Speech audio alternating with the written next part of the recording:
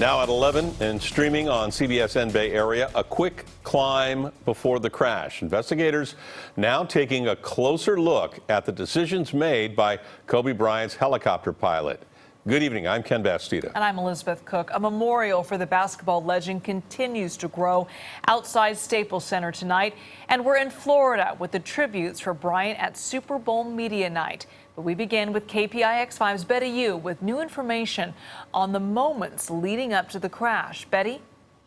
Liz, tonight we're learning that in the pilot's final transmission, he told air traffic control that he was climbing to avoid a cloud layer.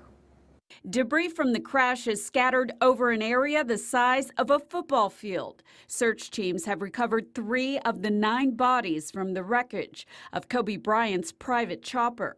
Bryant took flight at 9:06 a.m. with 13-year-old daughter Gianna and her friends. They were headed to their basketball tournament when they hit thick fog.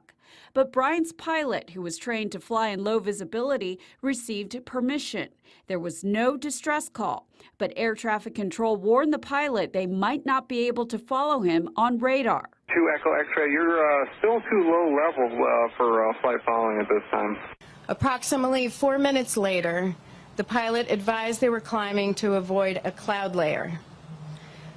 When ATC asked what the pilot planned to do, there was no reply. At 9:47, a witness to the crash called 911. This man lives nearby and heard the helicopter overhead. By the time we came out, we hear like a loud boom.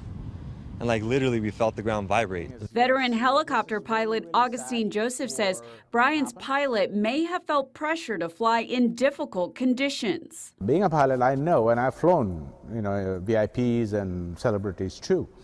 And there is a certain amount of pressure to fly. This is video recreating Bryant's helicopter's flight path in the final minutes of the ride. The video shows what the terrain below looks like on a clear day. Also on board, John Altobelli, a prominent baseball coach, his wife Carrie, and their daughter Alyssa, one of Gianna's teammates, as was Peyton Chester, traveling with her mother Sarah, Christina Mauser, an assistant coach on Gianna's team, and pilot Ara Zobaya. Bryant said he flew often in a helicopter so he could spend more time with his wife and daughters. Tonight, LeBron James also spoke out publicly in an emotional Instagram post saying they last spoke yesterday morning, and James promised to keep the Lakers' legacy going. Ken? Betty, thank you. Tonight, Chase Center honoring the legacy of Kobe Bryant with a picture of the All-Star. It's also lit up in Lakers colors. Basketball fans gathered at a local San Francisco bar tonight to watch ESPN's replay of Kobe Bryant's final Lakers game from 2016.